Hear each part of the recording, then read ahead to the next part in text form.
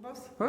Donc bonjour à tous. Alors vous connaissez la situation sanitaire et par rapport aux mesures de sécurité, nous n'avons pas pu cette année faire comme d'habitude, ouvrir au public cette remise des prix du concours de nouvelles de Nîmes Noir 2021.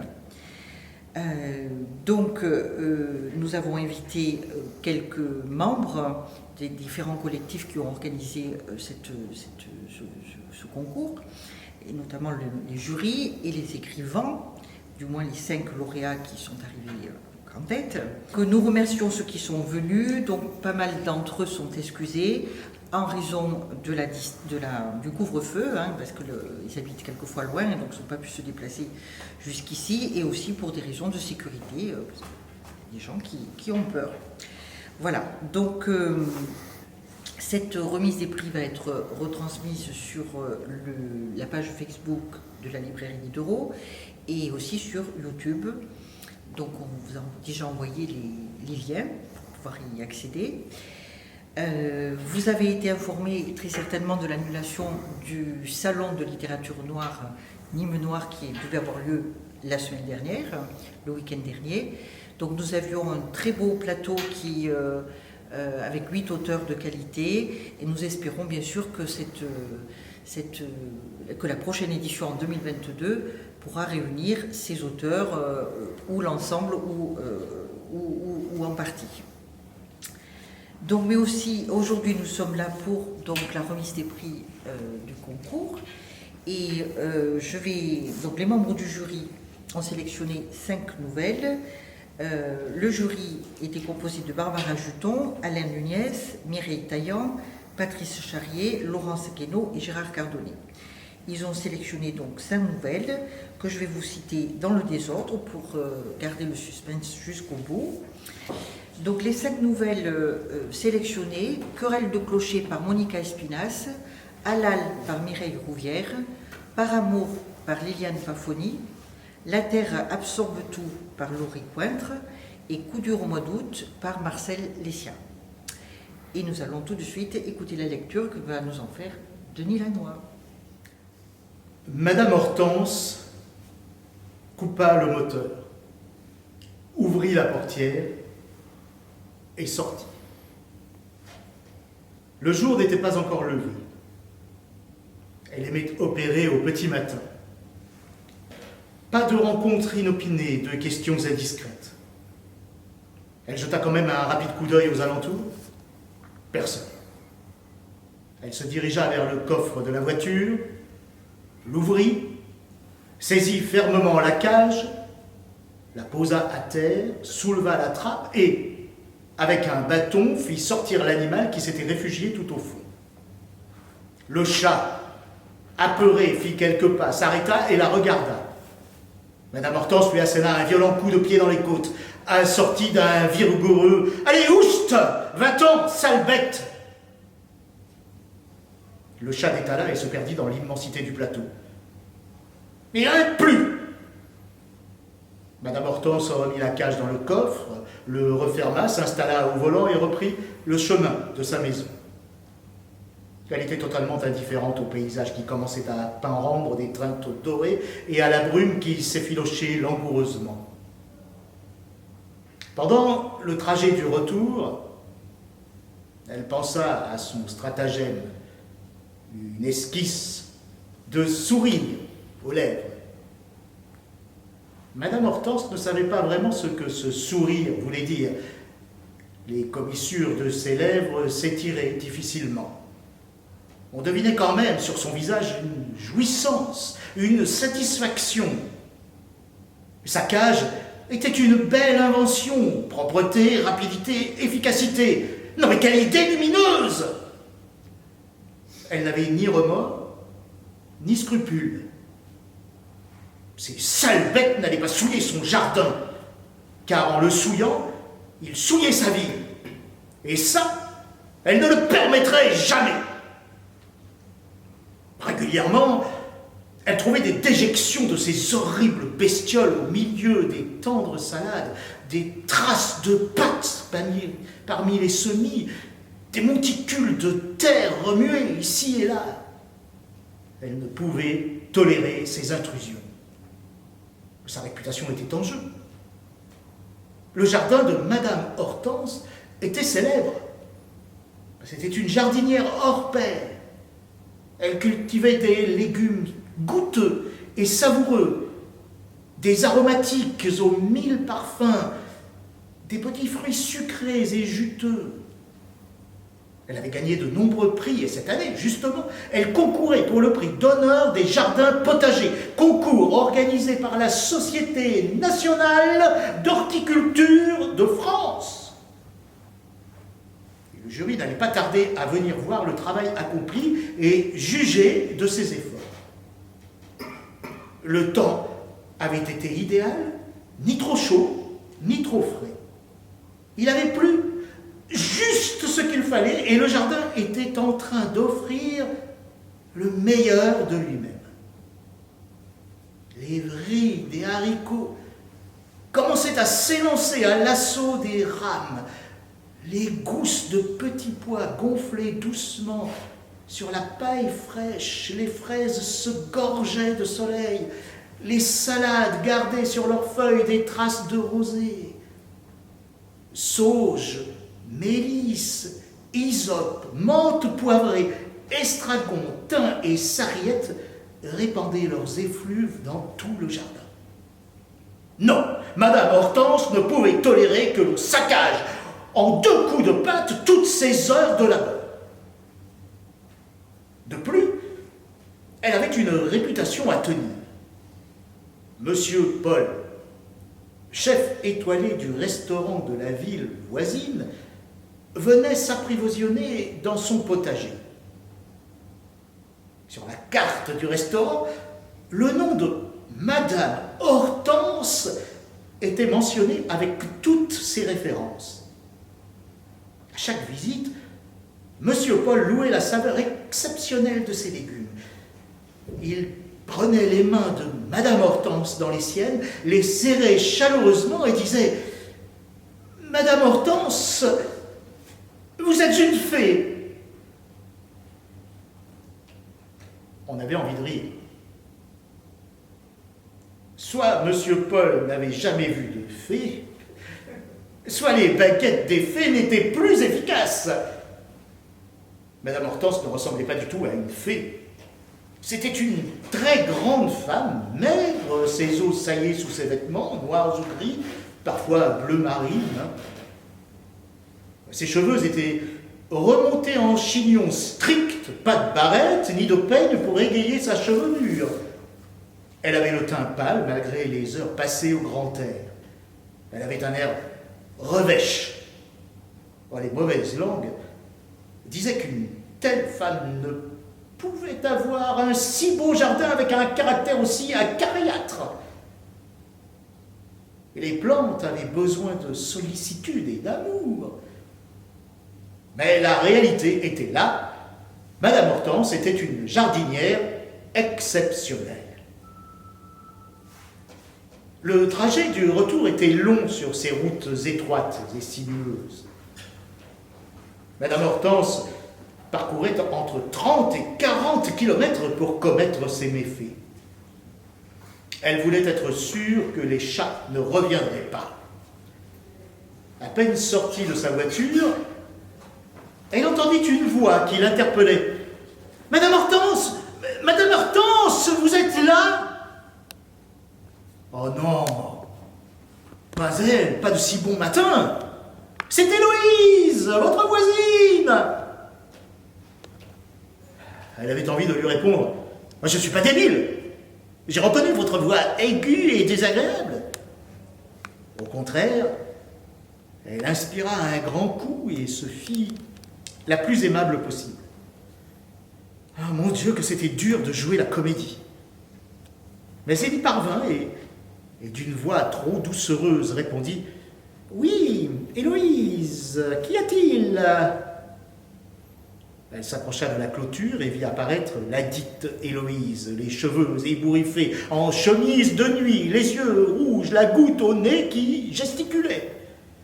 Qu'elle laissait aller, quel manque de tenue, pensa Madame Hortense. C'est affreux, terrible, j'ai encore un chat qui a disparu. Vous ne l'auriez pas vu par hasard?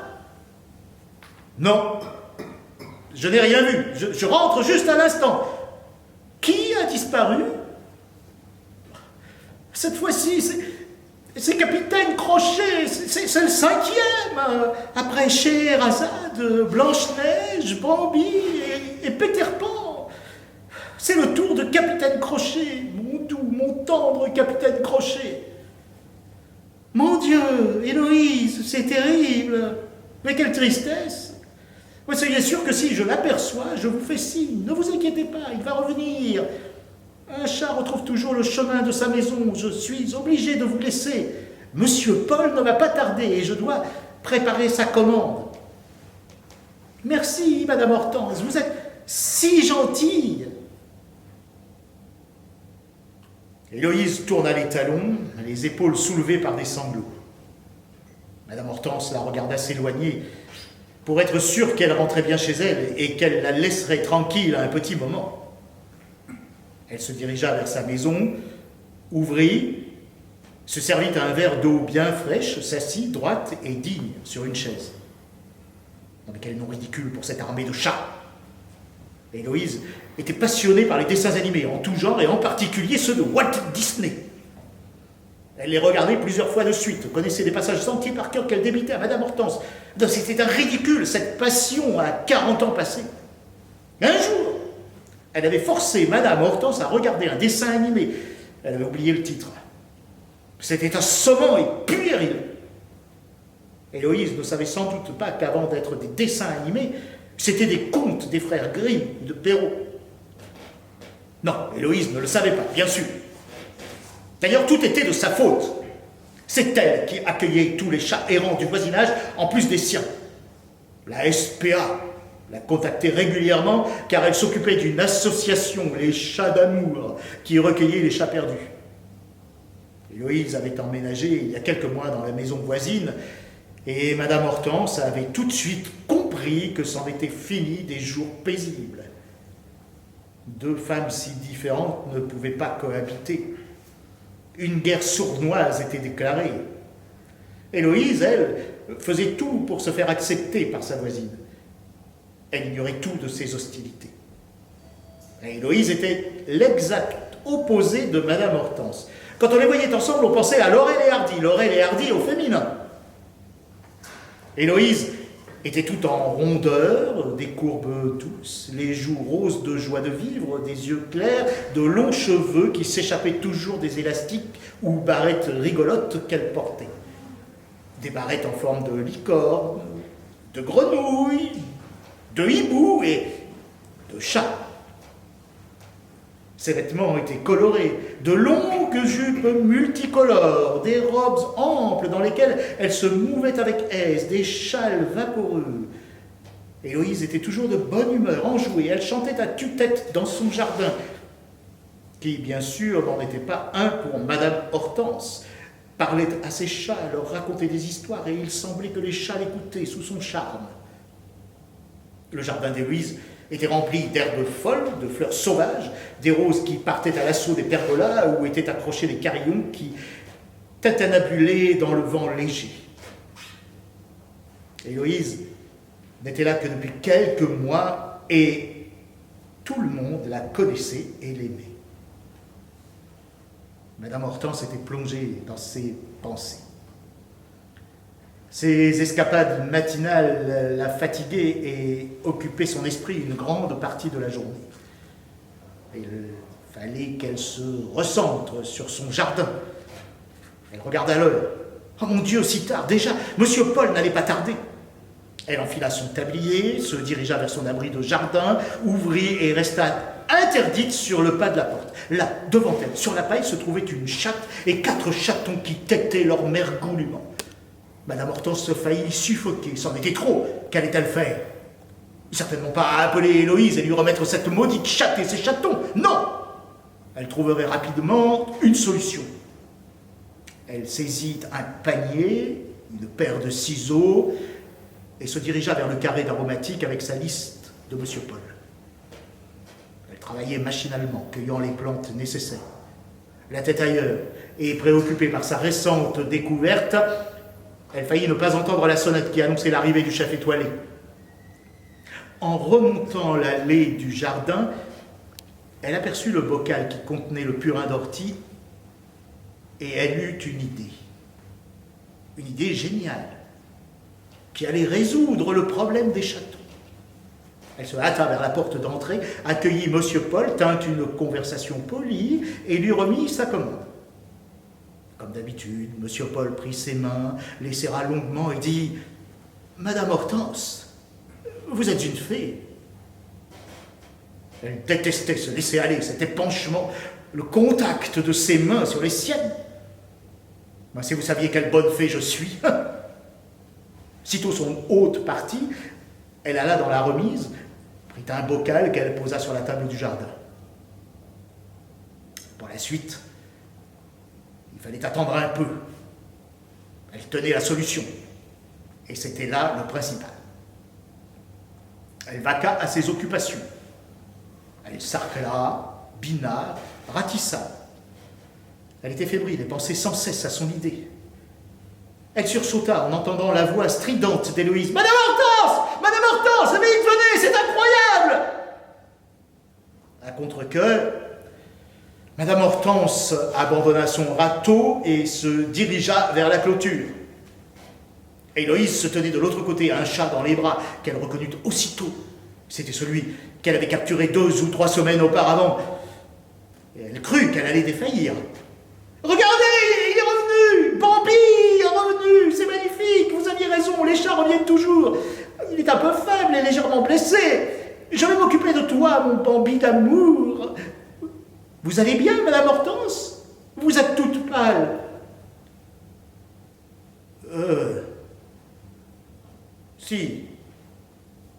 Si, ça va.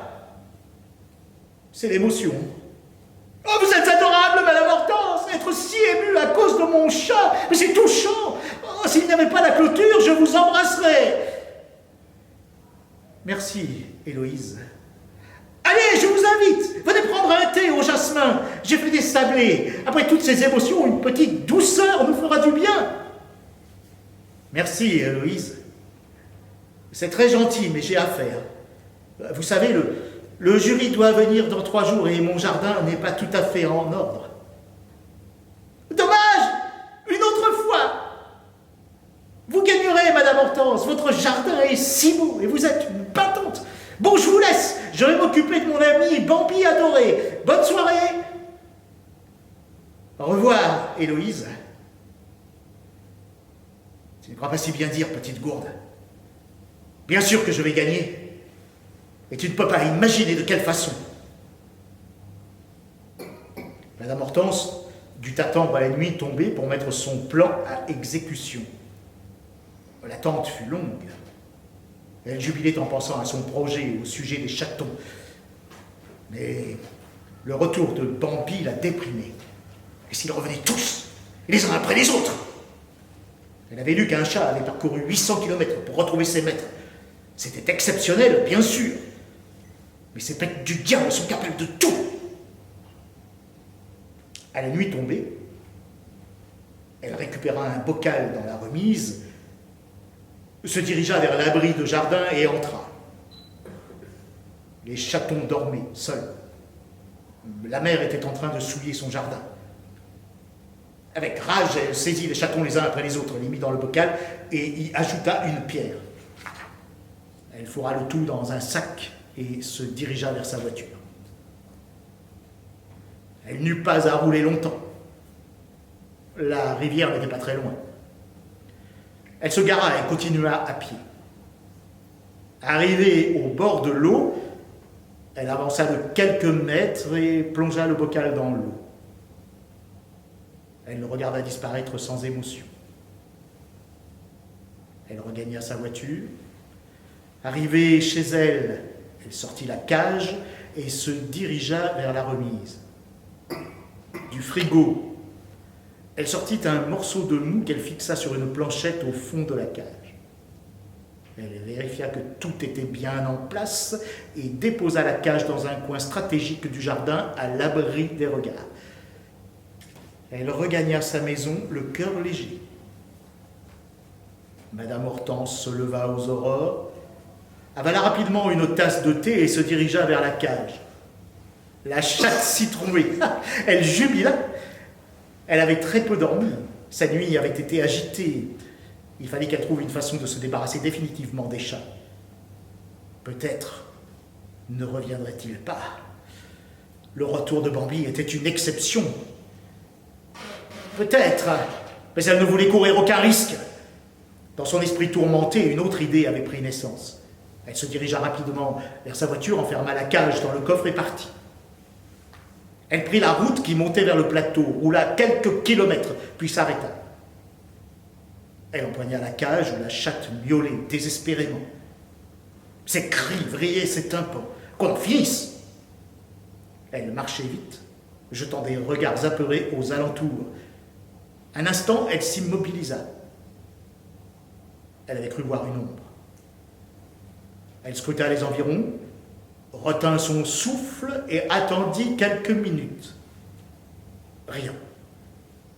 Elle avait dû rêver. La nuit sans sommeil, l'obsession des chats. Elle se dirigea vers un petit bosquet circulaire, le tout était clôturé, mais elle savait que là se trouvait la solution. Elle s'approcha, souleva le fil barbelé distendu et s'approcha prudemment. La veine était là, offrant sa bouche béante. Elle ouvrit la cage, agrippa la chatte par la peau du dos. La chatte se débattit, cracha, essaya de la griffer. Madame Hortense avait revêtu une veste à manches longues et enfilé des gants. D'un geste sûr et énergique, elle lança la chatte dans la veine. « Toi, au moins, tu ne reviendras pas !»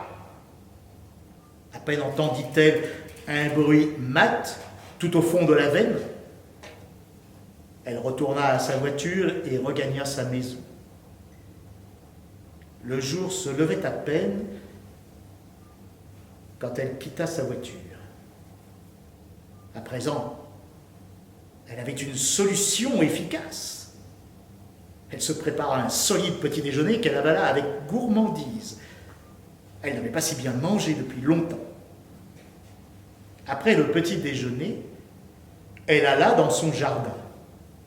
Enfin pouvoir jardiner en paix. La journée s'annonçait chaude et ensoleillée. On annonçait des températures records pour la saison. Il fallait qu'elle profite de la fraîcheur matinale. Tout était calme, c'était si paisible. Du côté d'Héloïse, pas un bruit, pas de musique, pas de paroles mièvres pour les chats. C'était devenu si rare, il fallait donc en profiter. Madame Hortense s'occupa sa matinée à désherber ses massifs de fleurs et ses plantations de légumes. Elle ressentait un bien-être apaisant et une paix intérieure. Elle se surprit même à fredonner. C'est au moment où elle se dirigeait vers le compost avec sa brouette qu'elle trébucha et tomba. Elle essaya de se relever, mais une douleur insupportable à la jambe la laissa clouer au sol. Après plusieurs tentatives, elle abandonna. Elle enfouit sa main dans la poche de son tablier pour prendre son portable, et il n'y était pas. Elle appela Héloïse. À présent, elle hurlait. Le silence. Mais cette bonne à rien n'est jamais là quand il faut. Il faisait chaud à présent, très chaud. Et Madame Hortense était en plein soleil. Elle avait mal. Elle transpirait. Elle avait soif. Elle avait perdu la notion du temps. La douleur était lancinante et lui donnait la nausée. Peut-être perdit-elle connaissance. Elle flottait dans un flou douloureux. Elle sentit sur sa joue quelque chose d'humide. C'était la rosée. Impossible, il faisait trop chaud. Elle recueillit le liquide sur son doigt et le goûta. C'était une larme. Elle pleurait. Dans une dernière tentative, et avec le peu de force qui lui restait, elle appela « Héloïse, à l'aide, au secours! Héloïse, aidez-moi, je vous en supplie !»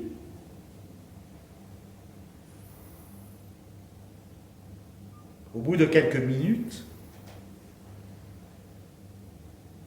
elle vit sa voisine qui se dirigeait vers elle.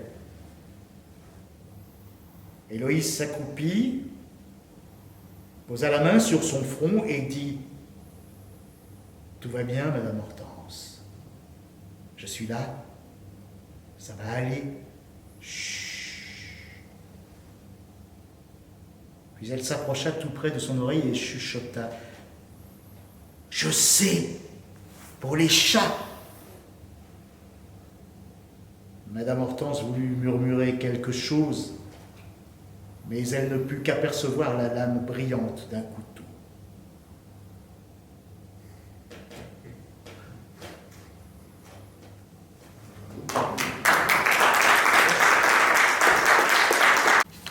Je suis prêt.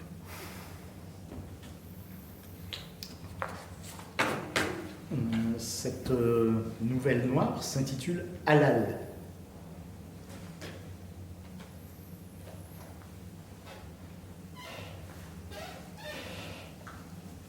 Dans la région autonome ouïghour du Xinjiang, dans l'une des 5 régions autonomes de la République populaire de Chine, à l'ouest sur la route de la soie, et plus exactement dans la capitale Urumqi, vit la famille d'Ali. En février 1997, lors de l'attentat dans la capitale, alors qu'il n'était qu'un jeune étudiant en médecine, il s'était élancé dans la rue pour porter secours aux blessés. Il venait de la montagne où ses parents élevaient des chèvres. Des gens paisibles et inspirés par la religion musulmane qui lui avaient enseigné ainsi qu'à ses frères et sœurs le respect de la vie. Ses ancêtres étaient des nomades provenant de nombreux peuples turcs. Il était l'un des plus jeunes de la fratrie.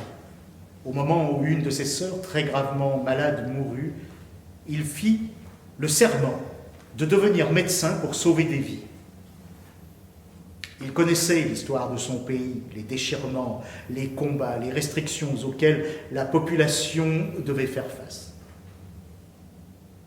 Pour pouvoir étudier, il avait été reçu chez un cousin lointain du côté de son père, un militant pacifiste qui s'insurgeait facilement sur toutes les privations dont son ethnie faisait les frais et qui n'acceptait pas le joug chinois.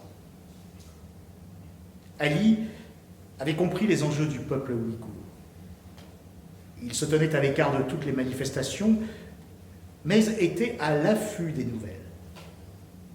Ses études terminées, il fut accepté à l'hôpital central d'Urumqi.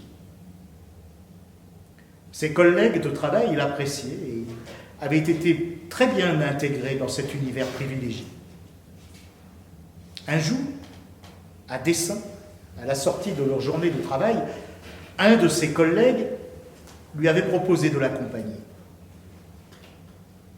On lui avait confié la tâche de la reconduire chez elle, sa jeune cousine qui sortait de l'université et n'avait pas de chaperon ce soir-là. Tout en cheminant, il informa Ali qu'elle parachevait des études sur l'influence des religions sur les grands bâtisseurs et qu'elle habitait avec sa famille à proximité de la mosquée Tartare, ce qui avait influencé son choix d'études. Fatia était d'une beauté lumineuse. Ali en fut subjugué. L'idée de la revoir le tenailla. Elle faisait partie d'une grande famille de la bourgeoisie locale. Il pensait bien que cela serait un obstacle. Lui, ses origines étaient si modestes. Il se confia à son ami qui en fut très heureux et qui fit le nécessaire pour un rapprochement des familles. Les parents acceptèrent de recevoir Ali. Il fallut quelques mois de palabres familiales avant qu'Ali et Fatia se découvrent une complicité dans un mariage rituel. Ali et Fatia coulent des jours heureux dans leur petit appartement. Ils voient bien que le gouvernement pratique l'étouffement culturel de leur région, de leur tradition. Fatia enseigne l'histoire à l'université et sait glisser des allusions aux étudiants sur les penchants des autorités, même si elle a peur d'être dénoncée comme terroriste. C'est le nom que l'on donne aux Ouïghours qui défendent leurs coutumes. Leur plus grand bonheur fut l'arrivée d'un petit Slimane dans leur foyer. Ali est heureux. Il aime s'occuper de ses patients et les soulager du mieux qu'il peut, même si parfois l'hôpital manque du nécessaire. L'approvisionnement n'est pas toujours à la hauteur de la demande, surtout dans les cas d'épidémie ou de manifestations comme celle de 2008, où l'hôpital débordait de blessés. Il y eut cette fois-là 140 morts. Il est conscient que son peuple souffre de cet acharnement que la direction politique chinoise met à détruire leurs valeurs.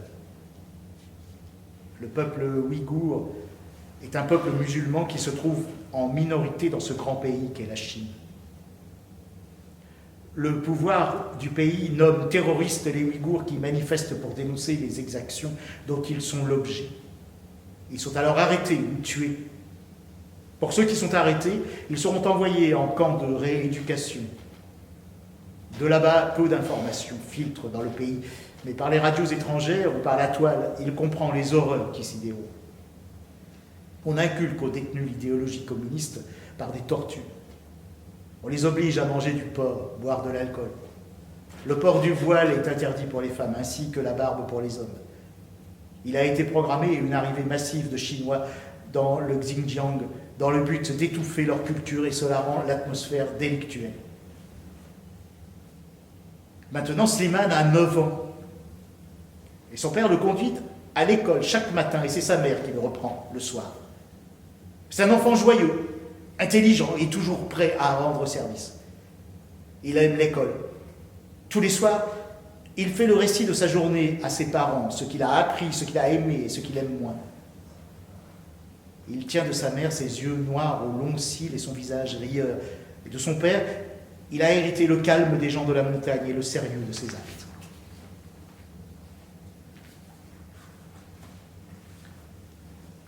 Aïcha et Moussa vivent au Qatar dans une très grande maison où il fait bon jouir de la vie.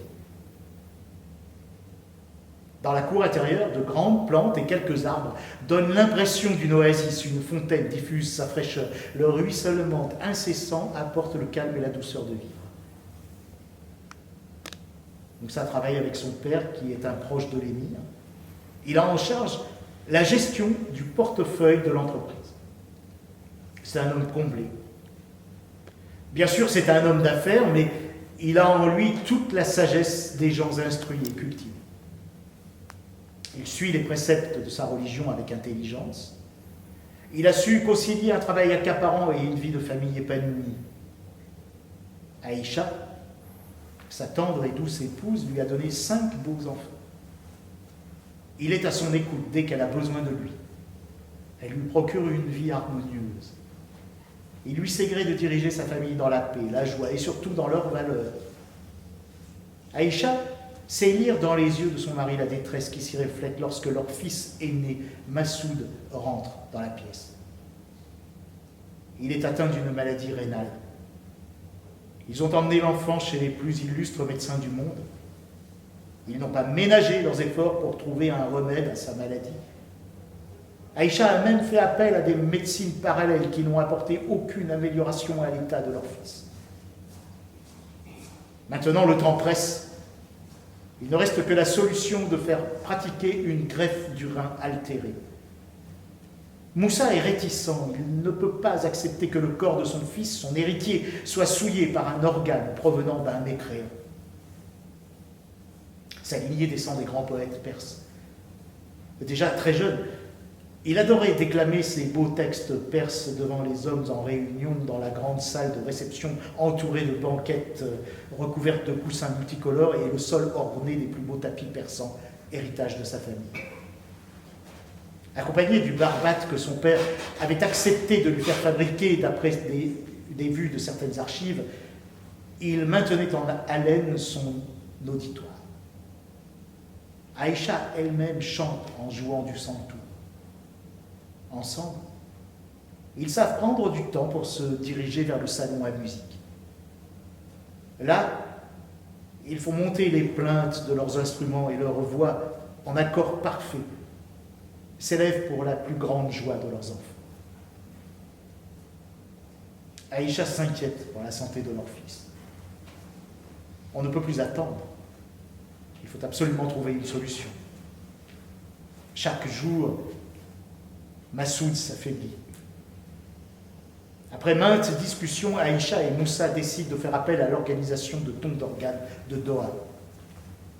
Après avoir rempli soigneusement le formulaire de demande et spécifié les critères de la provenance du greffon, on les inscrit sur une liste d'attente.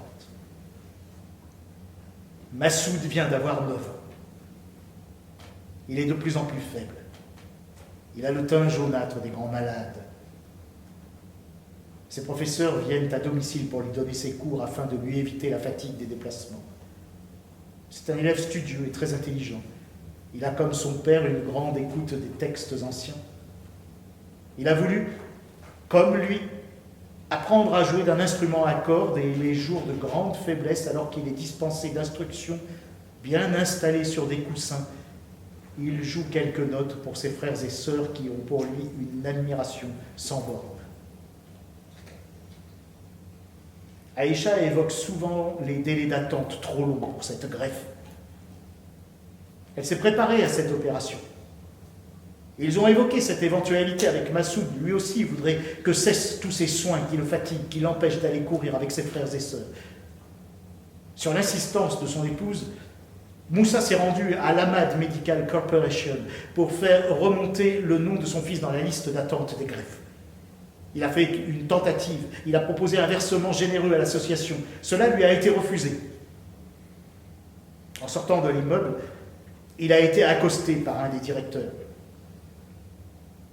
« Je suis le professeur Chang. J'ai étudié le dossier de votre fils et je peux vous trouver une solution plus rapide. Si cela vous intéresse, rejoignez-moi vers 13h30 au Souk Wakif, au It's Asaïr Café. » Moussa arrive en avance au lieu du rendez-vous. En passant devant un étal, il achète un magazine pour passer le temps. Il a 2 heures à attendre. Il commande un Qatari Coffee aux arômes de cardamone et safran, répond au téléphone, appelle son fils pour prendre de ses nouvelles et avertit sa femme qu'il aura du retard. Le professeur Chang arrive à l'heure. Il commande un thé noir au lait et explique. Un hôpital à Pékin possède un service spécial, greffe halal. Moyennant finance, l'opération pourrait se passer dans les 3 semaines qui suivraient leur accord et la transaction effectuée. Moussa pose plusieurs questions, prend des notes et inscrit le numéro de téléphone du professeur Chang, demande un délai de réflexion. Dans l'avion qui le ramène chez lui, il a le cerveau en ébullition de questions non posées. Il comprend qu'il y aura un manque d'éthique dans ce déroulement, mais l'enjeu en est la vie de son fils. Il lui faudra persuader sa femme. Il tient à ce qu'elle donne son accord avant cet acte. Une semaine plus tard, il rappelle le professeur Chang et fait les démarches nécessaires pour inscrire son fils au Beijing Chong Antang Hospital de Pékin. À Umruki, Slimane a demandé l'autorisation à ses parents de pouvoir se rendre à l'école en bus. Il désire découvrir ce moyen de transport que ses amis lui vantent tant et qui lui permet de découvrir la vie quotidienne de cette ville, l'effervescence des heures de pointe et les indiscrétions des uns et des autres.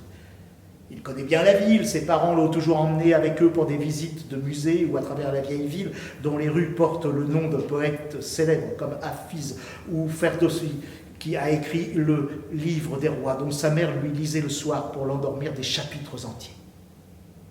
Toutes ces ruelles agrémentées de façades d'un autre temps, et dans lesquelles s'élève souvent le son doux et mélancolique d'un instrument de musique. Slimane est parfois invité à pénétrer dans une de ses maisons, celle de ses grands-parents, pour des journées familiales. Il y rencontre alors ses oncles et tantes et une ribambelle de cousins. Slimane est un garçon très gai, mais très sérieux à la fois. Il possède une grande maturité pour son âge.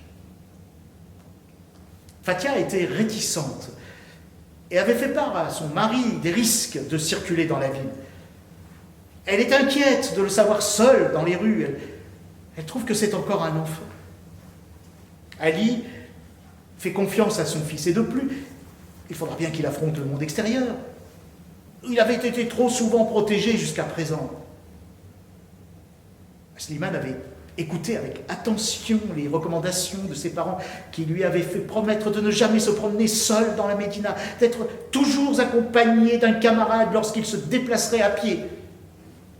La persécution invisible sourdait dans tous les quartiers depuis que les Chinois avaient été déplacés en masse pour coloniser leur région. Les musulmans sont leur cible. Fathia, on a fait souvent les frais des insultes raciales, des gestes déplacés pour lui tirer son foulard. Certaines zones étaient à éviter. Slimane fut très heureux de cette liberté accordée qu'il appréciait de plus en plus chaque jour. Le matin, ils sont nombreux à la montée du bus pour prendre le chemin de l'école. Ils se racontent leurs soirées passées en famille, tous les potins de l'école et les manies des professeurs. C'est un babillage et un chahut incessant jusqu'à l'arrivée du ramassage. Le soir, pour remonter à l'arrêt de bus, il fait le chemin accompagné de son meilleur ami Hamid. Et il leur arrive de s'arrêter pour déguster une pâtisserie orientale. Ce qui le rend le plus fier, c'est que ses parents lui ont mis à disposition une petite somme d'argent pour le rendre autonome. Il économise une partie de cet argent parce qu'il a un projet. Tous les jours, il passe devant un bazar dans lequel il a déjà repéré une BD qu'il aimerait acheter. C'est jeudi. En principe, le jeudi, Fathia rentre plus tard de sa journée de cours. Elle gare sa voiture et ouvre la porte. Elle appelle joyeusement Slimane. Sans réponse de sa part, elle se dirige vers sa chambre, puis visite toute la maison. Son cartable n'est pas posé à l'entrée. Elle téléphone à son mari. Peut-être est-il passé le prendre pour lui faire une surprise, mais on lui répond qu'il est en salle d'opération et qu'on ne peut pas le déranger. Elle lui laisse un message. Elle appelle la famille de Hamid, le meilleur ami de Slimane. Sa maman lui annonce qu'aujourd'hui Hamid était souffrant et ne s'était pas rendu à l'école. Fathia a le cœur qui commence à s'emballer. Elle appelle l'école pour demander si son fils a été retenu. On l'a pris de patienter, on va se renseigner. Un temps interminable avant que quelqu'un veuille bien l'informer. En attendant la réponse, sa tête échafaude tous les scénarios possibles. Enfin, le téléphone craque. Madame ? Oui ? Personne n'a vu Slimane depuis la fin de l'école. Il est parti à l'heure habituelle. Elle raccroche. Ses jambes ne la tiennent plus. Elle attrape une chaise et s'assied. C'est la confusion dans son esprit. Son mari la rappelle enfin. Avec la gorge nouée par l'inquiétude, elle essaye d'expliquer, mais les mots se bousculent avec violence. Elle fait des efforts, elle se reprend et énonce les démarches qu'elle a déjà entreprises. Après de longues hésitations, Ali avise qu'il va refaire le trajet de leur fils, qu'elle doit rester à la maison dans le cas où il reviendrait. Ali gare sa voiture près de l'école et remonte à pied la rue que son fils devait prendre pour atteindre le bus. Il est attentif au bruit qui sourde des rues avoisinantes. Il dévisage les passants pour lire dans leurs yeux un indice. Là, dans l'encoignure de l'entrée d'un immeuble, il voit le cartable de son fils. Ses cahiers déchirés, ses crayons éparpillés.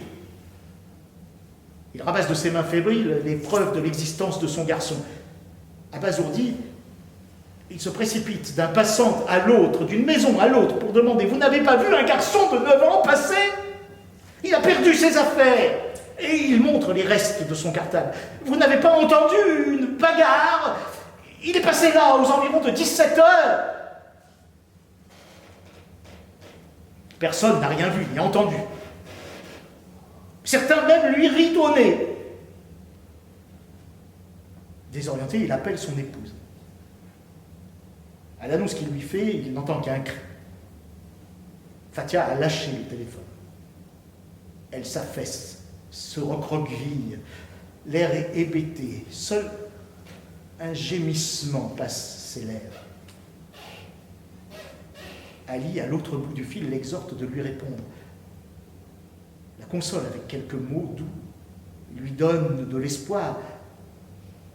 Elle entend les mots cotonneux de son mari au loin, là-bas, le téléphone qui grésille.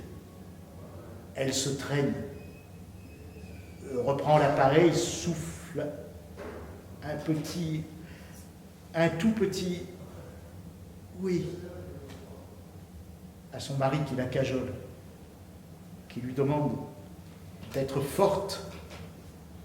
Il ne faut pas baisser les bras, il faut partir à la recherche de leur fils, que rien n'est perdu, que leur fils est un garçon plein de ressources, qu'elle ne peut émettre qu'un borborigme inintelligible.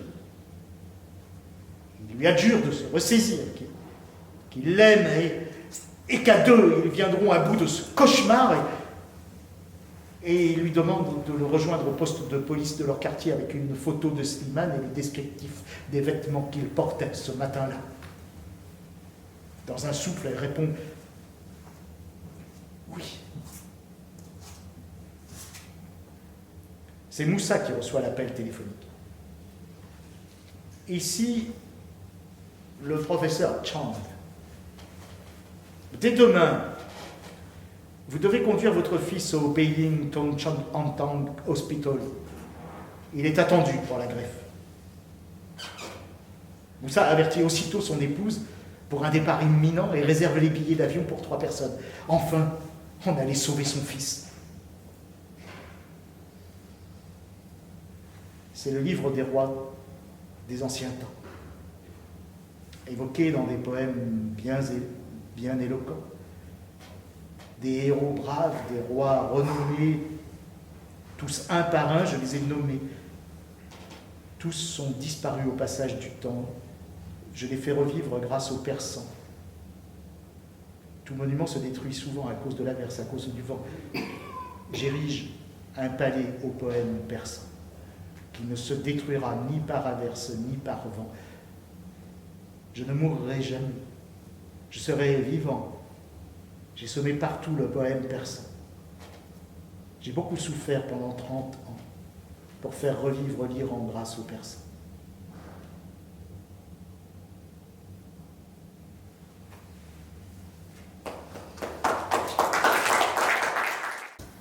Et celui-là s'intitule « Coup dur au mois d'août ». Loïc passa brillamment l'épreuve. Faisant le tour des garages du coin pour trouver de quoi tenir, il avait fini par tomber sur un vieux débris trônant dans un hangar bordélique avec strabisme divergent à la clé. Si t'es bon, il y aura des gages par-ci par-là et la graisse qui va avec. Quand je suis à la bourre, tu faisais quoi? Tu viens d'où? Les bagnoles. Mais t'es d'où? Du Grand Nord, Villeneuve d'Ascq. Pas grave, je suis pas raciste. Loïc a souri à froid, pas bronché. Ah, tu commences dans du duvet, le pot de la Dacia qui cherche son indépendance et puis la ruine là qui fait de l'huile et des roues. Tu me dis si ça peut guérir, ça te va? Si vous avez de quoi pour me changer, j'attaque. À la fin de la matinée, il décrochait mention bien. Enfin, bon, c'était pas la Sorbonne des garages non plus. Hein. Ce soir, je pourrais dormir où? Pour cette nuit, tu t'arranges dans le bureau du fond. Dès demain, je te trouve une piole. C'est une vieille tante qui sera bien contente, si t'es un type peinard. Vieille tante. Ça l'a fait tiquer, Loïc. Il ne manquerait plus que ça. Mais le mécano classieux a ajouté « Elle est sourde comme un pot. Tu seras tranquille. Elle te fera d'abord 200 balles en euros. Hein. Je l'amènerai à 150 maxi. T'as un nom? Marc Abel. » Le vieux bigleux a du mal à éviter une moue. Un nom à la bonne, ça. Pour l'instant, je ne pourrais pas te déclarer, hein, trop de paperasse. Mais la vie est longue et la bouffe, ça urge, hein? Mais correct. Ça me va pour l'instant. Salaud, profite bien. Mais je note tout. Et un beau jour, il y a l'addition. Et empoche les 35 € que lui refile le type en guise de contrat. Merci bien. Je passerai au garage au cas où.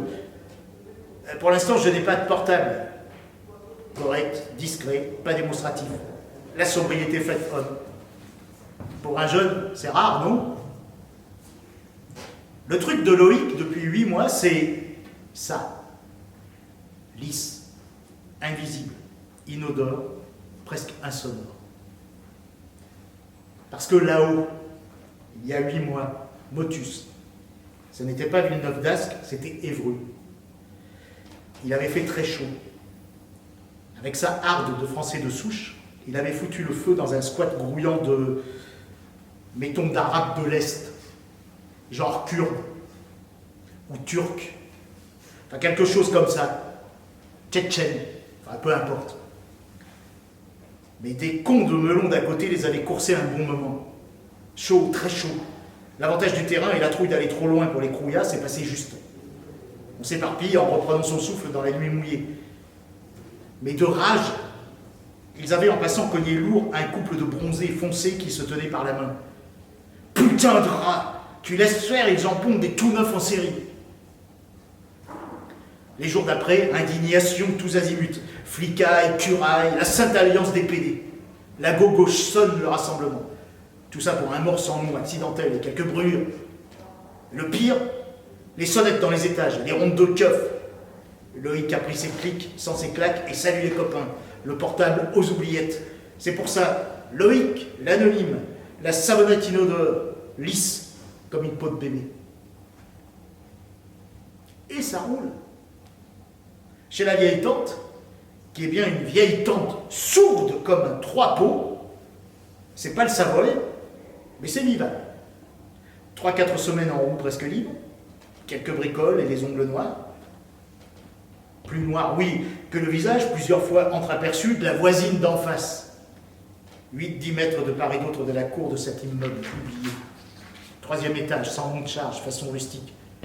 Cette peau bistre. Il n'en faut pas plus pour convoquer l'adrénaline à peine assouplie des vœux. Putain, même ici, on y a droit. Alors le garage, c'est parfait. La carrée de la vieille tante, c'est plus que parfait. Les vertus cardinales, invisibles et patients. Attendre mai, juin, juillet, tout en finesse. Faire simple pour ne pas se prendre les pieds dans les fils. À mesure qu'il fait meilleur, les fenêtres restent plus longtemps ouvertes. On va son train domestique et forcément, on passe devant et on y repasse. On est soigneux avec modestie et forcément, même si le soleil est mesquin, la peau bistre donne la réplique. Les textes seraient presque interchangeables, sauf que le regard de la peau bistre est franc, léger, direct. Celui d'en face est tordu, tendu, inquisiteur, sournois. Moi, je dirais un regard de vrai salaud. Mais enfin, à 8-10 mètres, ça fait l'aller-retour sans accroc. Patience soit, mais sans excès compromettant. Et puis quoi? On peut être jeune et poli. Alors, au bout de quelques jours, on concède un geste de la main retenu à point, reçu 5 sur 5, un coucou prime sautier. Excellent départ du mécano malgré les apparences, parce que, fin tacticien, il va se laisser légèrement décrocher tout en restant dans la roue. Les semaines qui suivent, c'est à toi, à moi, à toi. Dans les têtes, des images s'animent.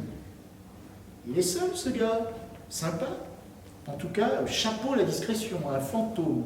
Pour un jeune, en face, c'est pas la même chansonnette.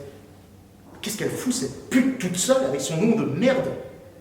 Comte Ferré, la seule boîte aux lettres encore en fonction, avec la sienne et son nom bidon, annonce Anit Chamizan. Et alors, susceptible le mécano? Le fond de teint est sombre par ici, bordel! Faisons le point. Grand teint, l'immeuble. Il a dû être construit sous Henri IV. Passons. Au rez-de-chaussée, un couple de vieux santons écaillés Miro, plus qu'à moitié sourds, c'est tout bon.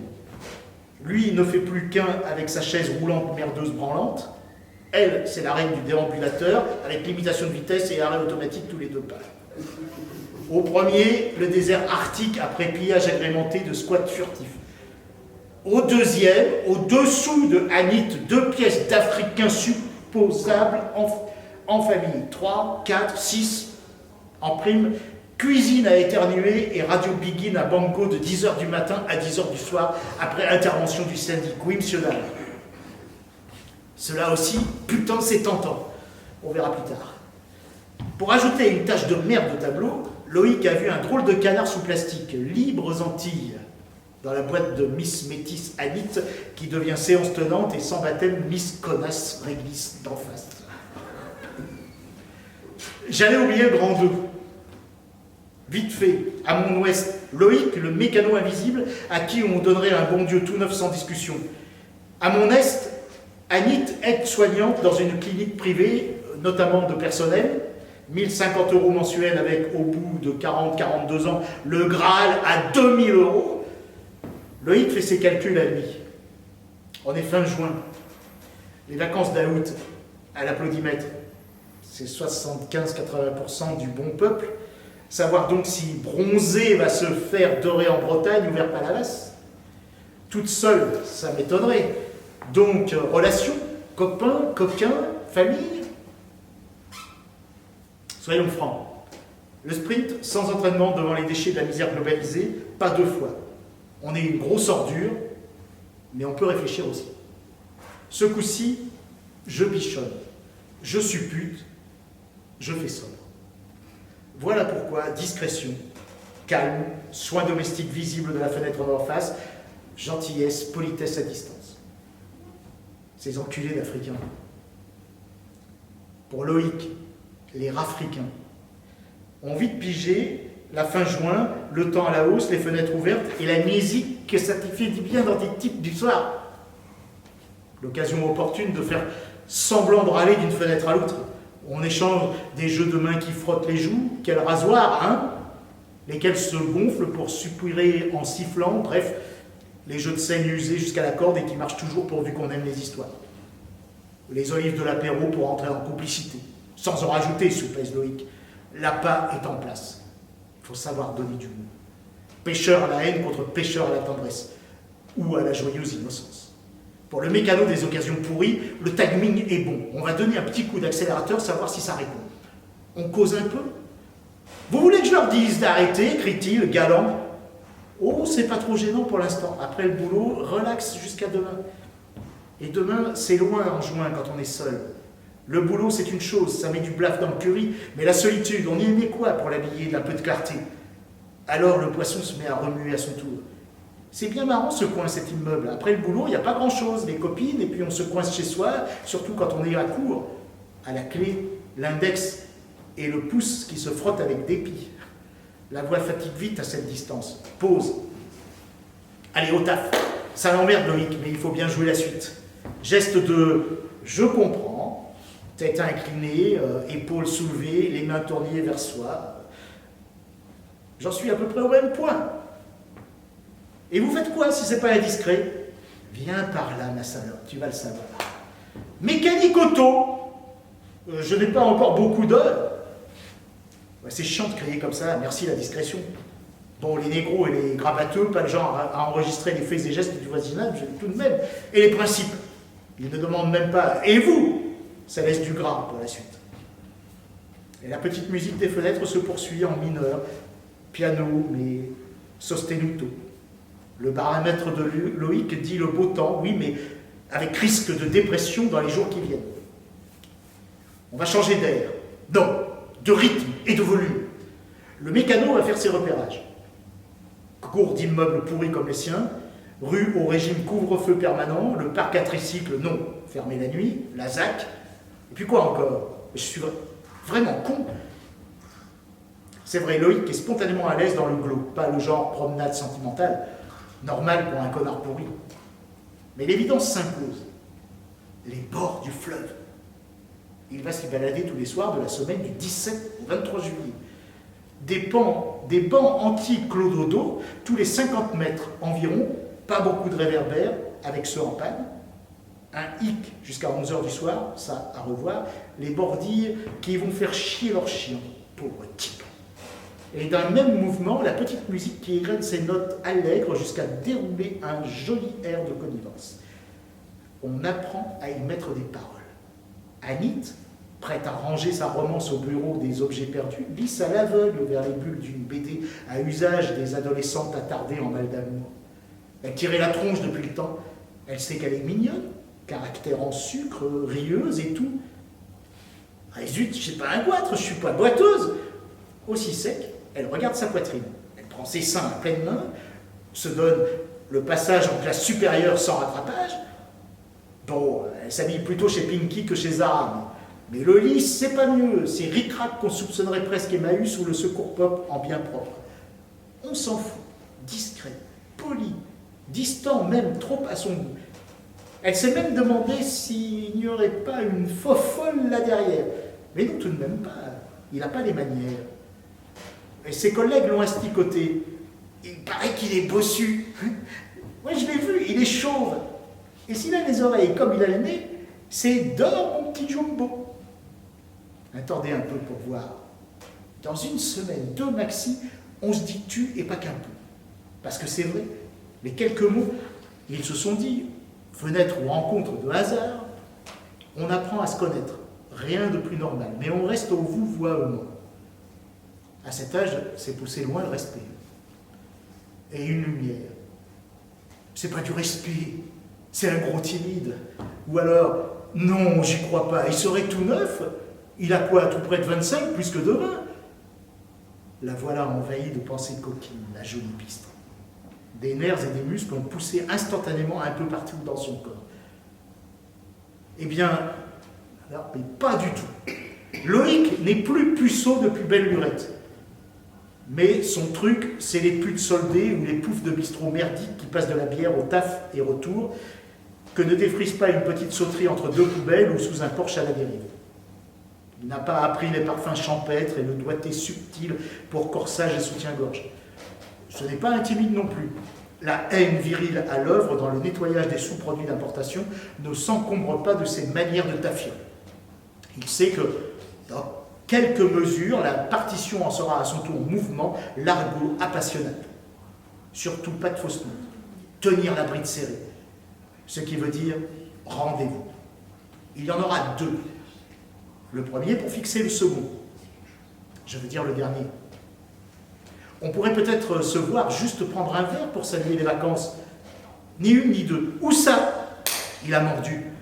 C'est pas trop tôt, se dit-elle, la pauvre. Le premier, c'est on peut se trouver devant le kiosque à journaux à 20h. C'est bien tard, mais d'accord. Loïc est coincé entre la lumière du jour et les passants, et qui sait, les curiosités de Miss Connasse révisent d'en face. Voilà. D'une simplicité évangélique, même si Loïc n'a pas les références. Et le second, quelques jours plus tard, c'est tiens, pourquoi pas après le repas? Pourquoi pas à 21h30? On n'aurait plus? Ben, je travaille cet après-midi. Mais ça ne me fait pas lourd. Après, il faut que je blanchisse. On s'aperçoit trop tard du dérapage. C'est pour moi, très vite. Mais je suis tellement crasseux avec les bagnoles, c'est 1 heure à se briquer. Pouf, ça passe. Et puis je n'aime pas ces restaurants douteux et patateux et patata. Pudeur, gêne. Il n'a pas un fifrelin de trop. Et elle arrange tout à son bénéfice. Il veut être à son avantage. Elle donne sa bénédiction à l'ordure. Si ce n'est pas un roi du pétrole, au moins il ne pleura pas l'essence. Elle s'en veut illico d'avoir eu cette vanne. Mais elle n'est pas méchante pour dessus. Elle aime rigoler, c'est tout. Elle va être servie. Ce sera au bar de la rue Jean Moulin. Il n'y a plus qu'à traverser la large avenue, président Wilson pour les intimes, pour longer les berges. Le timide a guigné un coin peinard. C'est un propre soigné, c'est presque coquet. Ça lui ressemble. Peut-être tranquille, discret, joli. Anit a son plan. Faire la conversation en cas de panne, dit celui, de toute façon. Facile en passant par le boulot. J'ai des collègues qui pourraient avoir besoin de vous. Elles ont presque tous des Formule 1, etc. Lui donner confiance sur ce terrain. Le fil vient tout seul. Et s'il patine un peu, elle a le sien de boulot. Je suis bien conne. S'il est là, c'est pas pour m'expliquer le moteur à explosion ou m'interroger sur la culture de la nana en Guadeloupe. Timide ou pas, puceau ou pas, il est bien tombé. Ni ravageuse, ni coincée. Je suis la fille de sa situation, se dit-elle, satisfaite. 20h30. Elle prend tout son temps pour préparer le sapin de Noël. Ensemble Pinky du dimanche, même pour un mercredi. Sambon, vanille poivrée. Le fond de teint, elle l'a de naissance, pas de problème. Mais un petit coup de carmin sur les joues, ça relève. Pas de rouge à lèvres. Pense à après, quand il faut essuyer les traces. Même le soir, ça peut gêner pour un débutant. Si débutant il y a, Anit, si débutant il y a. La jolie petite métisse pimpante arrive là où il faut, quand il faut, 21h25. Le débutant présumé est déjà là. Pour l'instant, derrière un beau peuplier, au cas où il verrait un détail à risque, sac, grand ou petit, chaussures, cigarettes au bec ou pas, collier, on y va. Loïc sort de derrière son arbre, geste de la main, je suis là. Annie traverse vite, sans souci d'une circulation asthénique. Pour lui, faire traîner en attendant moins de passages, pas de clébards qui promènent leur maître, pas d'amoureux qui ont la vie devant eux, pas même de clodo, le maximum de rien, de vide, et une boule à l'estomac. Pour Annie, qui suit gentiment en papotant, les manœuvres de Loïc confirment sa timidité, son inexpérience. Oh, elle, ce n'est pas une première, il s'en faut. N'empêche, elle est plutôt frétillante. Le mécano lisse le constate et s'en pourlèche les articulations. Ne pas s'éterniser au-delà du raisonnable. C'est que la main droite de la Miss frôle volontiers sa gauche et les petits coups de hanche de maladresse. 23h15, ce n'est pas trop tôt, ça craint encore. Tant pis, on va jouer la montre. Un banc, cul séparé comme des vieux dans le bus, accoudoir en fer, va pour les mains tenues, les épaules qui se rejoignent. Aux grandes causes des grands sacrifices. Il rigole en dedans, des sacrifices comme ça, des martyrs vont se bousculer. Il est content de lui. Quel final en perspective. Faut embrasser, embrassons. Anit monte un peu trop vite en température. Avec elle, ses voyages aux Antilles, départ immédiat, restons dans le personnage. Pause. Regard à droite, regard à gauche, qui gîtent l'un vers l'autre.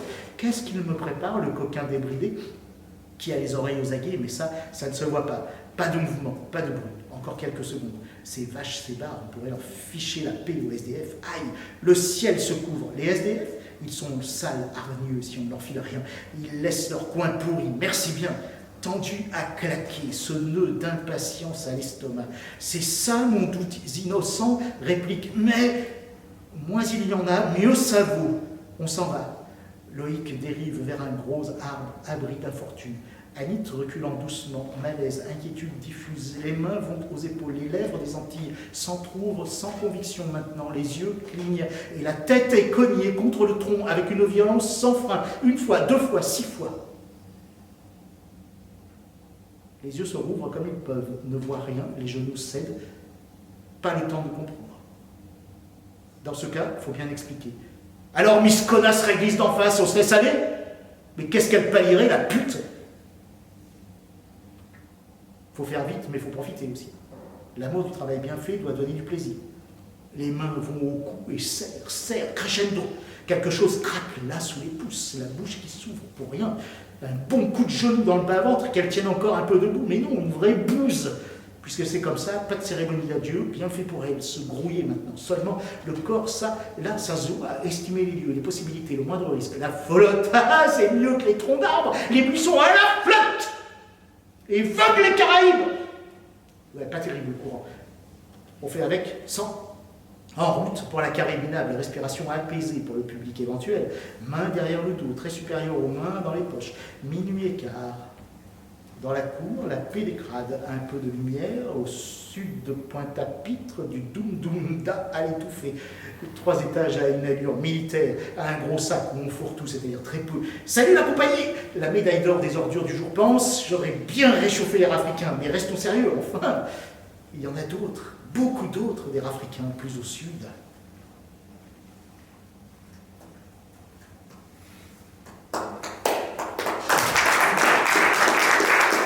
Elle est méchante, celle-là.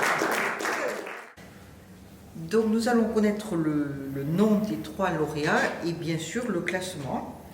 Alors donc, en 3e place, pour Coup dur au mois d'août, c'est Marcel Lessia qui est des Angles, qui donc est notre 3e lauréat.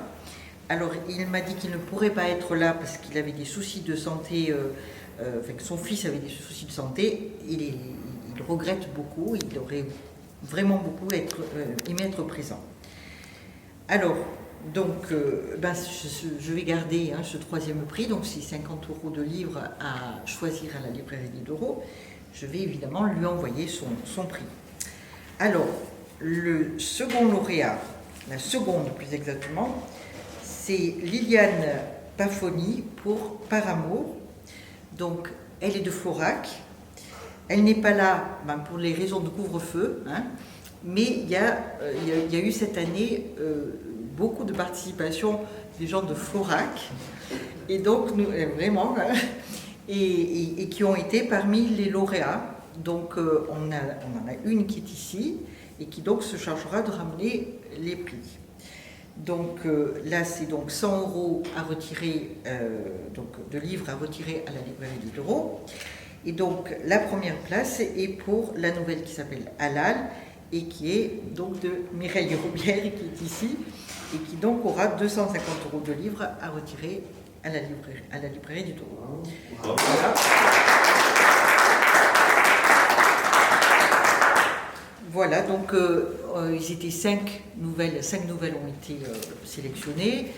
Évidemment, il n'y a que 3 lauréats, donc ce sont ceux-là. Voilà. Colette, évite-la avec toi, madame. Voilà, comme ça je viens vous venez retirer votre prix. Donc, ici. Et puis celui donc de Liliane. Voilà. Moi je me chargerai de Marcel Lessia.